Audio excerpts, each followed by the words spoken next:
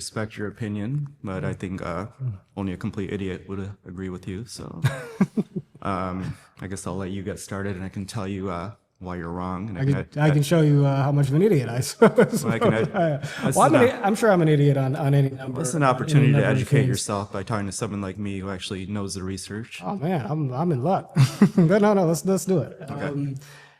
Yeah, well, I mean, so part of what I said a moment ago was that I think the Skeptic Research conducted polling to indicate that 39% or so of self-identified liberals and progressives, and they're not the only source, when asked how many shootings of African Americans by police take place in a given year, gave an answer in upwards of 1,000, so into the thousands.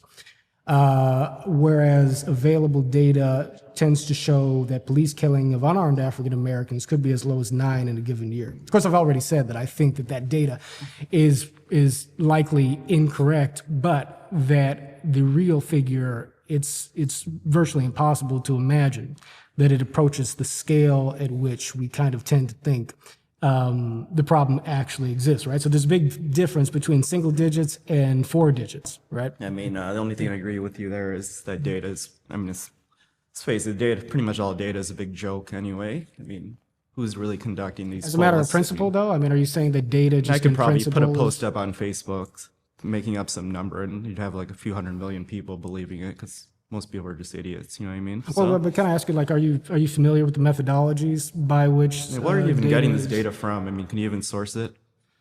Well, the Washington Post conducted a survey of a number of select municipalities and the available FBI statistics to arrive at the figure that they generated.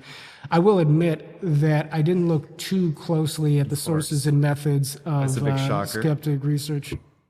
I mean, we live in a crazy time because we're all drinking from a fire hose of information. This is why I try to come into these conversations, honestly, brother, without a lot of ego, because I'm willing to learn from you, man. If you've got a perspective or an understanding on the flaws in the data set, you know, or if you've got more reliable sources and information that you could point me to, man, I'm willing to learn, brother. I'm begging to learn. I'm waiting to be educated. I don't want to be an idiot for any longer than I have to be. But I think you and I would probably both agree that just by function of being human beings, you're going to be wrong about things. We all are here. And by the way, this is a really important statement. We're all trusting sources of information that in the vast main, we ourselves are not the ones conducting, right? In other words, I'm not directly doing the data gathering. Unless you're a statistician who's working specifically in this field, you're not doing the data gathering relevant here. So there's a degree to which we're, people in general are trusting some of these different sources. And that does leave room for error, man. So if you can point out to me, but you still have to point out where the discrepancies arise, right? As opposed to just kind of saying, well, I just don't believe stuff because I don't believe stuff. I have this one-of-a-kind custom exotic car.